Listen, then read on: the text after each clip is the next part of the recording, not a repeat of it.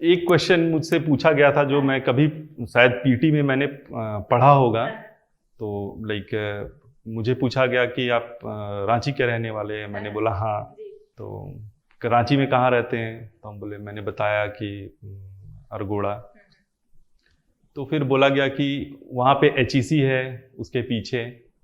HEC का foundation कब हुआ था, जो बिल्कुल मेरे लिए सरप्राइजिंग था। और मैं एकदम से लगा कि अब ये क्या क्वेश्चन है भाई, ये तो मैंने तैयार भी नहीं किया है।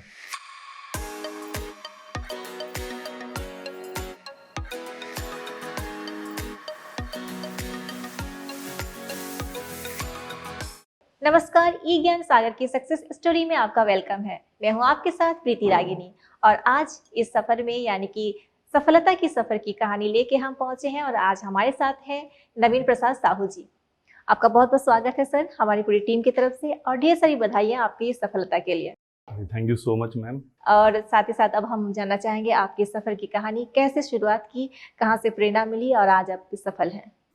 सिविल सर्विसेज हमारे कंट्री में एक ऐसा ये एग्ज़ाम है जिसको बोला जाता है कि it is the toughest nut shell to crack. और हर एक यूथ का और हर एक युवा का एक सपना होता है कि सिविल सर्विसेज को अपनी करियर एज ए करियर उसको परस्यू किया जाए।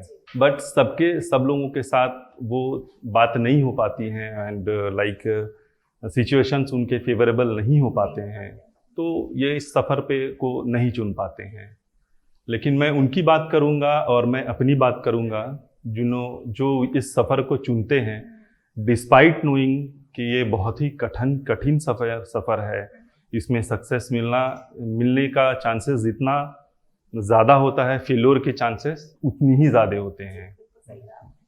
और चूँकि प्रिपरेशन का जो ड्यूरेशन होता है काफ़ी टाइम टेकिंग होता है, लंबा होता है, तो जिसमें एक स्टूडेंट के लिए बहुत ज़रूरी है कि वो पेशेंस फर्स्ट ऑफ ऑल पहली ये है, प्री रिक्विजिट है इसके लिए, परसिवरेंस एंड स्ट्रैटेजी और डिलीजेंट हार्ड वर्क, ये सब बहुत मायने रखती है किसी भी स्टूडेंट को जो भी चाहे कि सिविल सर्विसेज को एज ए करियर परस्यू करना चाहते हैं। बिल्कुल, बहुत अच्छा आप बता रहे हैं। बिल्कुल ये बहुत टफ एग्जाम होता है, काफी लंबे सफर तय करने के बाद सफलता देखने को मिलती है। Yes ma'am. सर आपकी शुरुआत किस तरह से हो पाई? आपने अपनी पढ़ाई करने की किस अवस्था में आके इसको ज्वाइन किया? कि मेरी ग्रेजुएशन जो है मैम यूनिवर्सिटी ऑफ दिल्ली से हुई है, अम्बेडकर कॉलेज से।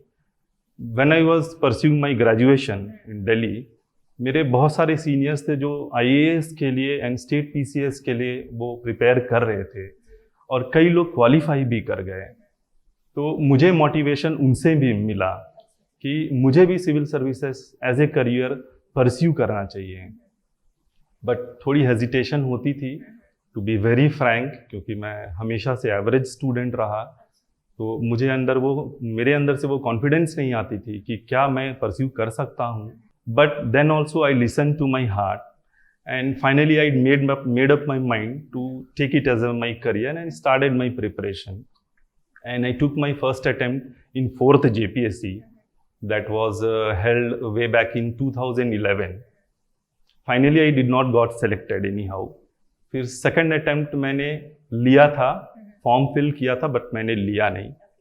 फिर 2016 में मैंने मैम ये 6th JPSC का मैंने अटेम्प्ट लिया and I gave my every best possibilities and finally I made it and today I am here with you. बिल्कुल सर, अगेन आपको कांग्रेचुलेशन कि आपने इतने धैर्यपूर्वक इसको रखा, पेशेंस के साथ रखा। लेकिन सर आप जब मन में ठान लिया कि आपको करना है, तो उसके बाद एक बात आ जाती थी कि कौन से इंस्टीट्यूट में जाएं, कहाँ तैयारी करें, और मार्केट में इतने सारे इंस्टीट्यूट होने की वजह से हम कंफ्यूज हो जाते हैं कि हम कहाँ पे एडमिशन लें।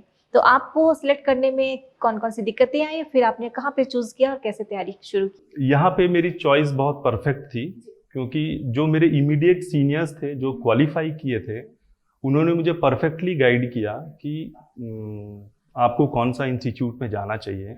दे गाइडेड मी, जो ऑलरेडी यहाँ के एलुमनाई हैं विजय स्टडी सर्कल के, और आज वो स्टेट में as a SDO, as a deputy collector, as a DYSP serve कर रहे हैं, वो इसी इंस्टीट्यूट के पास आउट हैं। उन्होंने मुझे बोला कि go to Vijay study circle, वहाँ से आप क्लासेस लीजिए और अपनी प्रिपरेशन को आप स्टार्ट कर सकते हैं। तो मेरी जर्नी विजय स्टडी सर्कल से ही स्टार्ट हुई। तो शुरुआती में मतलब स्टार्टिंग में ही आपको ज़्यादा इधर-उधर भागने की ज़रूरत मुझे नहीं पड़ी भागने की जरूरत और सही जगह पे आप पहुँच चुके हाँ हैं। पहुंच अब तो तय हो चुका था कि हम अब जगह पहुँच चुके जगह हैं। पहुंच मतलब अब सफलता की गाड़ी जो पटरी पे चढ़ चुकी थी। चल चुकी तो फिर उसके बाद जो रफ्तार यानी कि अब हम स्टडी करना है, टेस्ट देना है, नोट्स को तैयार करना है, बुक्स सेलेक्ट करना है, इन सब चीज़ों को फिर कैसे आपने सॉल्व किया? मैम देखिए, सिविल सर्विसेज एक ऐसा एग्जाम है that is civil services aspirant को तो पहले पता होना चाहिए what to study and what not to study. इसमें सबसे इंपॉर्टेंट है व्हाट नॉट टू स्टडी। जो एज ए बिगिनर कोई भी एस्पायरेंट ये अपने चॉइस में नहीं ला सकता कि मुझे क्या नहीं पढ़ना चाहिए। अब यहाँ पे आ जाता है कोचिंग इंस्टीट्यूट बहुत इंपॉर्टेंट रोल प्ले करती है कि आपको क्या नहीं पढ़ना है। तो जो नहीं पढ़ना है वो बताते हैं, सबसे पहले तो वो साइड हो गया। अब आपको क्या पढ़ना है और जो क्या पढ़ना है और उसमें भी क्या पढ़ना है, वहां भी ये कोचिंग इंस्टीट्यूट ही रोल प्ले करती है।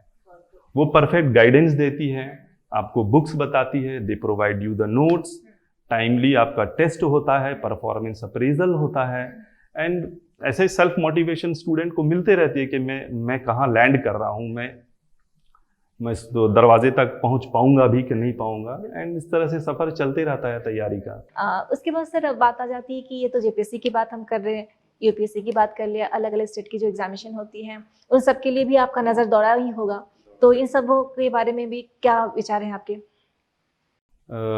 यूपीएससी मैम बिल्कुल स्टेट पीसीएस से उसकी जो एग्जामिनेशन पैटर्न है एंड एप्टीट्यूड है, जो कैंडिडेट्स का उनका सिलेक्शन है, वो बिल्कुल अलग एप्टीट्यूड से एग्जामिनेशन को कंडक्ट कराती है, जिसमें स्टेट पीसीएस थोड़ा सा डिफरेंट हो जाती है यूपीएससी से। यूपीएससी में एनालिटिकल बेस्ड क्वेश्चंस ज़्यादा रहते हैं प्रिलिमिनरी में, whereas state PCS like JPSC में फैक्चुअल बेस्ड रहते हैं। तो वहाँ थोड़ा थरो एंड बहुत deep study and well constructed base का जरूरत होता है। आई एम नॉट डिनाइंग कि जेपीएससी में या स्टेट पीसीएस में वो नहीं चाहिए, बट यूपीएससी इस तरह से यहाँ बिल्कुल डिफरेंट है स्टेट पीसीएस और इधर with JPSC also. And like ma'am other state PCS and if I am talking about JPSC, तो जेपीएससी इज लाइक मैम यहाँ एग्जाम्स थोड़ा टाइम पे नहीं होता है, थोड़ा डिले हो जाता है, जहाँ पे स्टूडेंट का फिर पेशेंस आता है काम। इसी में मैं एक सवाल रखना भी चाहूँगी कि जेपीएससी काफ़ी डिले होता है क्योंकि काफ़ी विवादों में घिर ही जाता है, स्टूडेंट का माइंड इधर से उधर हो जाता है, काफ़ी दिक्कतें भी आ जाती है। बहुत से स्टूडेंट तो ऐसा होता है कि बीच में छोड़ भी देते हैं, तो उनके लिए आपका क्या सुझाव होगा, मतलब क्या गाइडलाइन होगी कि कैसे इसमें रहें? देखिए मैम, जेपीएससी एक इंडिपेंडेंट बॉडी तो है और उन जेपीएससी के क्रेडेंशियल्स को हमारा कोई राइट नहीं है क्वेश्चन करने का। वो अपने टाइम पे और अपने समय सीमा पे और अपने नियम से चलती है, अपने डिसिप्लिन से चलती है। तो मैं अपकमिंग एस्पायरेंट्स को मैं यही मैसेज देना चाहता हूँ कि वो अपना काम करिए, आप अपना काम करिए, कंसिस्टेंसी अपने तैयारी में रखिए, किसी कोचिंग इंस्टीट्यूट के टच में रहिए, रेगुलर पढ़ाई करिए। यही कंसिस्टेंसी आपके तैयारी में शार्पनेस लाएगा और आप वेल इक्विप्ड होइएगा और by the time exam reaches आप पूरी तरह से तैयार हो जाते हैं एग्जाम देने के लिए। जेपीएससी में ये फायदा भी है कि 3-4 साल का जो स्ट्रेच होता है उसमें स्टूडेंट बहुत उभर भी जाता है तैयारी के दौरान, तो ये एक थोड़ा ये पॉजिटिव एस्पेक्ट भी है ये। हाँ, सही कहा सर आपने कि हर चीज़ के दो पहलू तो होते ही हैं, नेगेटिव और पॉजिटिव होते हैं। अगर हम ज़्यादा पॉजिटिव चीज़ों को लेके चलेंगे तो हमारे स्टडी में दिक्कतें कम आएंगी और धीरे धीरे दिक्कतें खत्म हो जाएगी। तो फिर सक्सेस होना निश्चित हो जाती है। अब सर ये तो पढ़ाई की बात थी, आपने बहुत अच्छे तरीके से सही जगह पे पहुँच गए थे, स्टडी भी चल रही थी और इतना लंबा लेंदी प्रोसेस के साथ, पढ़ाई के साथ आपका फ्री टाइम होता था, कभी रिफ्रेशमेंट चाहिए होता था, तो आप किन चीज़ों में अपना समय? देखिए मैम, ऐसे रिफ्रेशमेंट के लिए तो मैं बोलना चाहूँगा कि मैं मेरे हॉबी में है ma'am, I am a professional percussionist. हाँ, I simultaneously play multiple musical instruments like rock drum, conga, tabla, dholak. तो इन सब चीज़ों से मेरा टाइम निकल। हाँ, प्रॉपर मैं ट्रेंड हूँ। I have performed in several bands also. मैं दिल्ली यूनिवर्सिटी में परफॉर्म कर चुका हूँ। मैं खुद अपने स्कूल में डीएवी हेहल में हमारा रॉक बैंड था, वहाँ परफॉर्म करते थे। एंड बाय दीज ईयर्स, जो पिछले कई बीते साल हैं, उसमें भी मैं कई जगहों पे मैं परफॉर्म कर चुका हूँ। And academy of music and arts है, मैं उससे जुड़ा हुआ हूँ ma'am. And still I am pursuing course from London college of music, rock music में, रॉक ड्रम्स में मैं अभी भी कोर्स परस्यू कर रहा हूँ। तो जब भी मुझे ये स्पेयर टाइम मिलता था तो मैं म्यूजिक के थ्रू अपने आप को मैं एंगेज रखता था। और आप हमारे झारखंड से ही हैं, तो झारखंड से होने के साथ ही साथ यहाँ का भी संगीत काफी आपको। हाँ मैम, यहाँ के संगीत में भी बहुत रुचि है। हाँ, बहुत रुचि है मैम, और यहाँ के संगीत में भी मैं प्ले कर चुका हूँ और करता भी हूँ। अभी कभी मुझे मौका मिलेगा तो मुझे लगता है कि बाकी एस्पायरेंट्स भी देखेंगे मुझे। मेरा खुद भी यूट्यूब में मेरा खुद का चैनल भी है मैम, कई सब्सक्राइबर्स हैं मेरे जो देखते हैं लोग मुझे। ये जो पढ़ाई होता है ना, तो काफी पढ़ रहे हैं बहुत, मतलब आदमी इधर उधर भटक जाता है। इसमें सबसे अच्छा रिप्लेसमेंट अगर चाहिए तो मुझे लगता है म्यूजिक बहुत अच्छा जरिया है मैम। लाइक म्यूजिक अगर आपके साथ है तो आपको फिर कहीं जाने की जरूरत नहीं होती है। अगर आप सिविल सर्विसेज एस्पायरेंट है और बहुत ज़्यादा घूम रहे हैं तो फिर डाइवर्जन भी बहुत है, डेविएशंस आएंगे फिर लाइफ में, वो डेविएशंस आएंगे तो फिर आपको तैयारी में वो डिसरप्शन लाएगा। तो आपके लिए बहुत अच्छा ऑप्शन था, आपके पास इतनी सारी चीजें था मैम मेरे साथ। इतने सारे इंस्ट्रूमेंट बजाते थे, जो सबसे ज्यादा आपको अच्छा लगता हो जो? वो मैम, मैं रॉक ड्रम प्ले करता हूँ। हाँ, प्रोफेशनल मैं रॉक ड्रम प्लेयर हूँ मैम। और गाने की बात हो तो? मैं गाने की बात हो तो मैं 70s के कई सारे रॉक सॉन्ग्स है, जिसमें मैं एक नाम लेना चाहूँगा। लाइक सुल्तान्स ऑफ स्विंग्स में एक डायर स्ट्रेट्स है, उसमें टेरी विलियम्स बहुत अच्छे ड्रमर हैं जो अभी नहीं हैं फिलहाल, ही हैज़ पास्ड अवे। तो उसमें मैं बहुत अच्छा प्ले करता हूँ। फिर एंड कंटेम्परेरी बॉलीवुड्स में भी मैं प्ले करता हूँ ma'am. And last but not the least, Nagpuri भी में वो तो होना ही, क्योंकि आप हमारे झारखंड से हैं। और जब कहा जाता है कि अपने घर की सुरीले चीजों को पहचाना, तो फिर बात तो वही बात है। झारखंड की संगीत अपने में बहुत खासियत रखती है, और वो आज सिर्फ हमारे देश ही नहीं, विदेशों में भी इसकी पहचान होती चली जा रही है। Right ma'am. तो कुछ अगर आप सुनाना चाहें क्योंकि हमारे दर्शक भी पढ़ाई के बटन से चाहते हैं रिप्लेसमेंट, तो ऐसे में एक ऑप्शन मिल जाएगी है कि ये बहुत उम्दा चीज है संगीत। एक जैसे नागपुरी तो मेरा लैंग्वेज पेपर ही था जेपीएससी में, तो मैं नागपुरी से ही मैं दो लाइन में गा करके सुना देता हूँ। ये बहुत फेमस सॉन्ग भी रहा था, और मुझे लगता है शादी वादी पार्टी वार्टी में बहुत चलता भी था डीजे वगैरह पे। तो मैं 2 लाइन उसके लिए मैं सुना देता हूँ। चल तो गुया रे अम्बा बगैचा, झुलुआ झुलब रे, झुलुआ झुलब रे,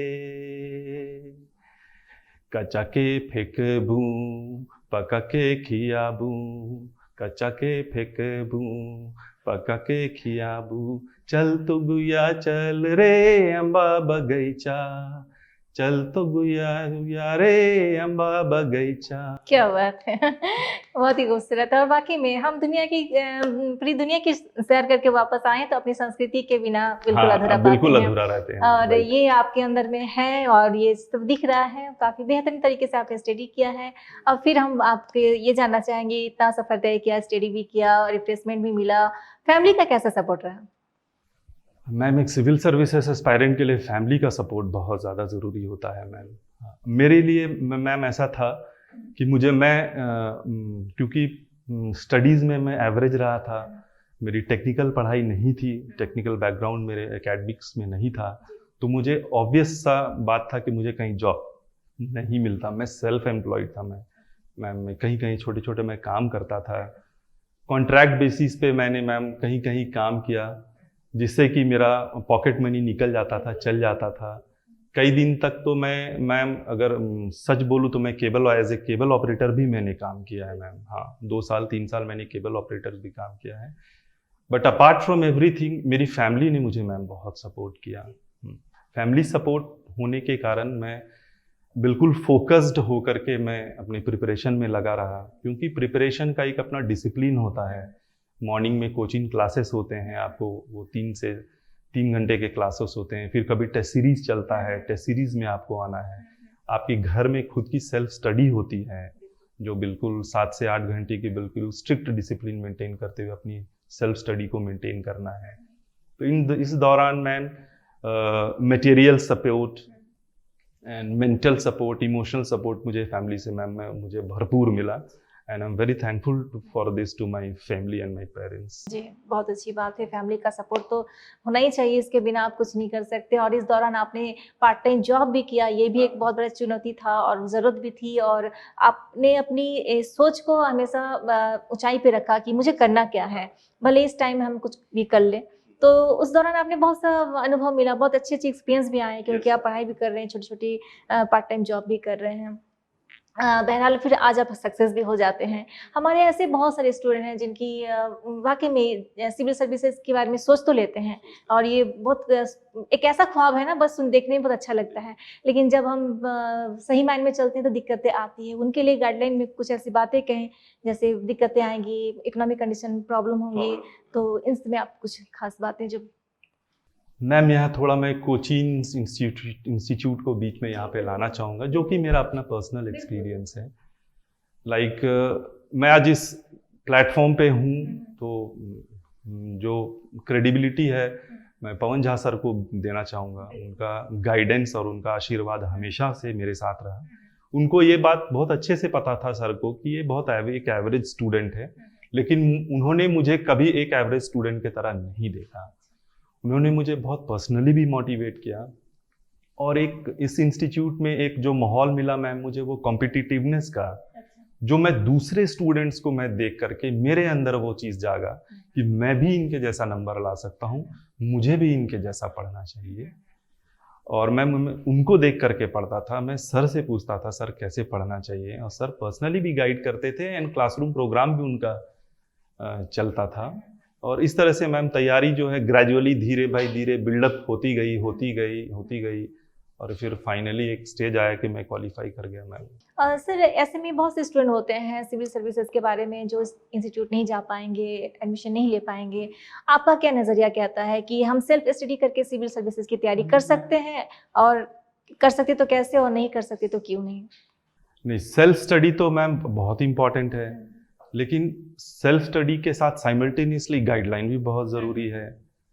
गाइडलाइन सीनियर्स भी देते हैं, लेकिन जो प्रोफेशनल गाइडलाइन एक कोचिंग इंस्टीट्यूट से आप एक्सपेक्ट करते हैं, वो तो कोचिंग इंस्टीट्यूट ही प्रोवाइड करा सकता है, क्योंकि सीनियर्स भी अपने जॉब प्रोफाइल, वर्क प्रोफाइल में बहुत बिजी रहते हैं, जो कि जनरली कभी वो अवेलेबल नहीं होते हैं। लेकिन आज के डिजिटल एज में मुझे लगता है कोई भी स्टूडेंट अगर किसी कोचिंग से एनरोल होना चाहता है तो ऑनलाइन क्लासेस वगैरह परस्यू करके अपनी तैयारी जो है वो खुद से घर पे रह के सेल्फ स्टडी कर सकता है। If he is not able to pursue come here and take pursue coaching, तो ऑनलाइन क्लासेस वगैरह ले ले। ऑनलाइन क्लासेस भी बहुत अच्छी चलती हैं, जैसे ऑफलाइन क्लासेस चलते हैं, तो they are equally competent classes, तो वो भी करके मैम तैयारी किया जा सकता है मैम। हाँ, डेफिनेटली मैम। बिल्कुल आपने सही कहा सर, क्योंकि ऑप्शन आज की डेट में हमारे पास बहुत सारे आ गए हैं। हम लोग सिर्फ अगर इंस्टीट्यूट नहीं जाना चाहें तो भी ऑप्शन है, ऑनलाइन है, हमारे सीनियर है, गाइडलाइन है, और इन्वायरमेंट आजकल बहुत ज़्यादा इस तरह का है कि हम वहाँ से अपने आप को अच्छे लेवल तक ले जा सकते हैं। ऑप्शन आज बहुत कुछ है। तो अब तो सर इतना दूर आप भी पहुँच गए, इतना कुछ होने के बाद अब इंटरव्यू आ जाती है। इंटरव्यू का जो एक माहौल होता है वो बहुत डिफरेंट हो जाता है। उसकी तैयारी भी करते हैं, बहुत सी चीज़ें सीनियर से भी सुन लेते हैं, और टीचर्स भी आपको बताते हैं। आपका कैसा रहा था एक्सपीरियंस? मैम जैसे इंटरव्यू, जब से एक स्टूडेंट सिविल सर्विसेज को अपना करियर परस्यू करने का वो सपना देखता है और तैयारी में वो एंगेज हो जाता है, उसी दिन से उसकी इंटरव्यू की भी तैयारी स्टार्ट हो जाती है। वो अपने आप को एज ए ऑफिसर देखने लगता है, ड्रीम करने लगता है, और ड्यूरिंग क्लासेस ऐसे इनपुट्स दिए जाते हैं कि कोचिंग में आपको ये मतलब इंटरव्यू में आपको ये क्वेश्चंस पुट अप होगा तो आपको कैसे जवाब देना है। हाँ, तो स्टूडेंट्स वो सुनते रहते हैं, और ड्यूरिंग द प्रिपरेशन के ड्यूरेशन में स्टूडेंट तैयारी करके, मेहनत करके खुद से भी इतना ग्रूम हो जाते हैं कि वो इंटरव्यू के लिए बिल्कुल रेडी हो जाते हैं। लेकिन फाइनल जो ग्रूमिंग होती है जब आप मॉक इंटरव्यूज देते हैं किसी भी को, आई am not telling Vijay study circle, आप कोई भी स्टडी सर किसी भी कोचिंग इंस्टीट्यूट में जाएं तो वो वहाँ पे आपको टीचर ग्रूम करते हैं। मैंने तो मॉक क्लासेस कहीं लिया नहीं था, ओनली विजय स्टडी सर्कल में मेरे मॉक क्लासेस लगे थे इंटरव्यू के, एंड मैंने यहाँ दिया और मैम बहुत सेटिस्फाइड था मैं यहाँ के मॉक इंटरव्यू से मैम। और मैंने बहुत पॉजिटिवली मैंने इंटरव्यू बोर्ड को मैंने मैम फेस किया, एंड स्कोर भी मुझे मैम अच्छे मिले, एंड फाइनली आई क्वालिफाइड। बहुत अच्छी बात है। बहुत मतलब इतना देर में आपकी लाइफ इतनी बैलेंस में आ गई थी कि अब आपको ऐसा नहीं कुछ लग रहा था, नर्वसनेस खत्म हो गई थी, अब हम पूरी तरह से कॉन्फिडेंट हो गए थे। सवालों का जवाब बहुत अच्छे से आपने दिया। कुछ ऐसे खास जब सवाल भी याद हो जो कि आपने सोचा भी नहीं था और आपसे पूछ लिया गया हो? एक क्वेश्चन मुझसे पूछा गया था जो मैं कभी शायद पीटी में मैंने पढ़ा होगा, तो लाइक मुझे पूछा गया कि आप रांची के रहने वाले हैं? मैंने बोला हाँ। तो रांची में कहाँ रहते हैं? तो हम बोले, मैंने बताया कि अरगोड़ा। तो फिर बोला गया कि वहाँ पे HEC है, उसके पीछे HEC का फाउंडेशन कब हुआ था, जो बिल्कुल मेरे लिए सरप्राइजिंग था। और मैं एकदम से लगा कि अब ये क्या क्वेश्चन है भाई, ये तो मैंने तैयार भी नहीं किया है, लेकिन वो प्रीलिम्स में मैंने पढ़ा था, तो मैंने इमीडिएटली बोला 1958, and board was like satisfied. तो फिर ये मुझे बड़ा वियर्ड लगा कि इतना फैक्चुअल क्यों पूछ रहे हैं। फिर मुझे लगा कि ये शायद मुझे रिलैक्स करना चाह रहे हैं। हाँ, बहुत ये मुझे बड़ा थोड़ा सरप्राइज था मेरे लिए, आपके लिए। और ऐसे मतलब ये नॉर्मली बात है, ऐसा हो सकता है इंटरव्यू में? हाँ, इंटरव्यू में ऐसा हो सकता है। They are very friendly ma'am. हाँ, बोर्ड जो है बहुत फ्रेंडली होती है। मैक्सिमम उनकी कोशिश रहती है कि स्टूडेंट को काम कर दे, कंपोज कर दे, बहुत इजी क्वेश्चंस पुट अप करते हैं। और already the test of the knowledge is already being conducted by the written examination, it's only the test of the personality. तो आपने बहुत अच्छे से इसको टैकल करते हुए निकल गए, इंटरव्यू देने के बाद आप रिलैक्स हो गए। और सर ये बात होती है कि इंटरव्यू में अक्सर जब जाते हैं ना, तो कहा जाता है कि आप सवालों का जवाब बहुत सोच समझ के अच्छे से दो। तो सर अगर ऐसा है कि अगर हमें आंसर नहीं आता है तो जो भी जहन में आया बोल दे, ये सही रहता है क्या? मेरे साथ तो ऐसा हुआ था, लेकिन जैसे मुझे कोचिंग में गाइडेंस मिला था जी, इसलिए क्योंकि पवन सर से मैंने फ्रैंकली पूछा कि सर व्हाट टू डू, अगर मेरे सामने कोई एकदम ब्लैंक क्वेश्चन कोई पुट अप होता है तो मैं क्या करूंगा? तो फिर सर बोले उसमें सॉरी बोल देना है। और मैंने ऐसे 3 क्वेश्चंस में मैंने ब्लैंक सॉरी सर मैंने बोला। एक्चुअली ये सवाल इसलिए था क्योंकि बहुत सारे हमारे स्टूडेंट्स और दर्शक देख रहे हैं जिनके जहन में होगा कि अगर हमें इतनी तैयारी के बाद भी, क्योंकि सवाल का तो अंत है नहीं, अंत नहीं और है। इसमें अगर कुछ ऐसे सवाल आए तो उसमें हम गलत कहने से अच्छा कि सॉरी कह दें। सॉरी कह दें, जी, ये बहुत अच्छा फंडा है। ये मुझे यहाँ बताया गया था, मैंने वही जाकर बोला सॉरी। गलत कहने से अच्छा है कि सॉरी कह दें। बहुत अच्छा रहा। और अब बात इतनी सारी होने के बाद लगता है कि कुछ बचा नहीं है। आपको क्या लगता है कि आपका अब तक के सफर में कुछ ऐसी बात जो आप शेयर करना चाहते हैं हमारे दर्शकों को, तो बताएं। मेरा जो प्रिपरेशन का जो जर्नी रहा है, इट्स लाइक बहुत टफ रहा है मैम। 4th JPSC मैं डिस्क्वालीफाई कर गया और मैं पूरी तरह से शैटर्ड हो चुका था। मेरे पास कोई विकल्प नहीं थे। मुझे लगा कि अब मेरे पास कोई रास्ता बचा नहीं है, क्योंकि मैं किसी दूसरे चीज़ के मैं लायक नहीं था। मैं पहले ही बता चुका, मेरे पास कोई टेक्निकल डिग्री नहीं थी जैसे द्वारा इसके थ्रू मुझे कहीं काम मिल जाता। मैम वहाँ पे फिर मेरा परसिवियरेंस और पेशेंस ही काम आया कि मुझे करना है। एक पॉजिटिव अप्रोच और मैम धैर्य, जो मैंने पेशेंस बोला, और फिर से मैम मैंने वो अटेम्प्ट लिया और हिम्मत किया कि मुझे सिविल सर्विसेज फिर से एक बार देना है। और मैंने इस अटेम्प्ट को मैंने मैम बहुत पॉजिटिवली लिया और ma'am finally I cracked it. कहा जाता है कि सही समय पे सब कुछ होता है, शायद आपका समय अब था, तो जिस तरह बोल सकते हैं मैम अवसर था। अब सर आप सफल हो गए, यहाँ तक पहुंचे, आपने निराशा हो गए कभी छोड़ा ही नहीं, अगर सर निकलते गए, आगे बढ़ते गए हैं। अब सर क्योंकि ख्वाब खत्म नहीं होते हैं हम आगे भी कुछ करना चाहते हैं। अब यहाँ तक आने के बाद आगे का क्या प्लान है? आगे का प्लान मेरा है मैम, जैसे मैं सोशल वर्क से मैम मैं बहुत जुड़ा हुआ हूँ। मैं सोशली मैं बहुत एक्टिव रहता हूँ। बहुत सारे NGOs हैं रांची में जिनके साथ में कई सालों से, पिछले 3-4 सालों से, बहुत सालों से तो नहीं, पिछले 3-4 सालों से मैं बहुत एक्टिवली जुड़ा हुआ हूँ। आंचल शिशु आश्रम है, सृजन हेल्प है, मिशनरीज ऑफ चैरिटी ब्रदर्स है, एंड इस बीच भी मेरे से मैम जो बन पाता है, जो वॉलेंट्री हेल्प हो पाता है, मैं आगे बढ़ करके मैं सोसाइटी के लिए मैं करता हूँ, ज़रूरतमंदों की मैं मदद करता हूँ। तो आज मुझे जब ये प्लेटफॉर्म मिल गया है एज एन ऑफिसर, तो मैं चाहूँगा कि इसको बहुत ब्रॉडर एस्पेक्ट पे और बहुत ह्यूज और वाइड स्प्रेड ये पे मैं इसको लेके जाऊँ, और जिससे कि समाज का एक बहुत बड़ा हिस्सा इसमें शामिल हो पाए।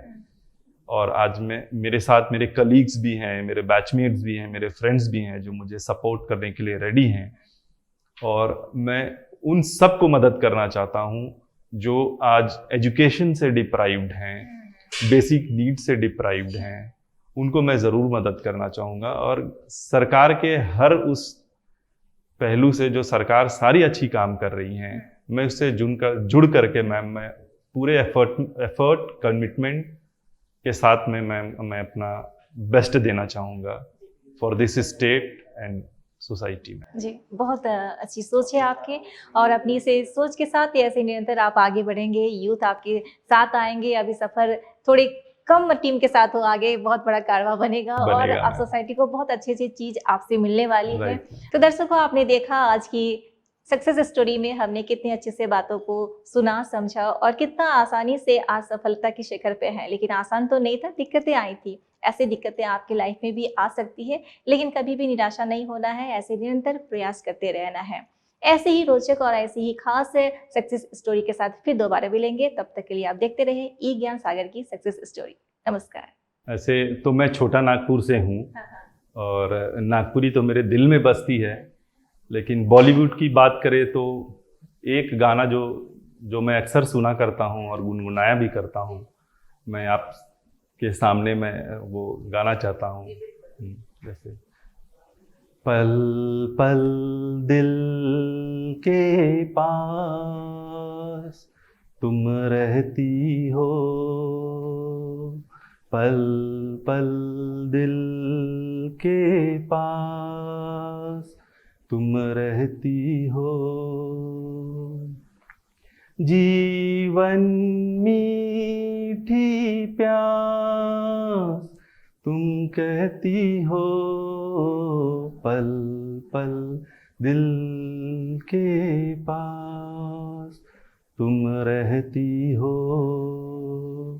हर शाम आँखों पर तेरा चल लहराए, एक रात यादों की बारात ले आए, मैं सांस लेता हूँ तेरी खुशबू आती है, एक महका महका सा पैगाम लाती है, मैं सोच में रहता हूँ, डर डर कर कहता हूँ, पल पल दिल के पास तुम रहती हो।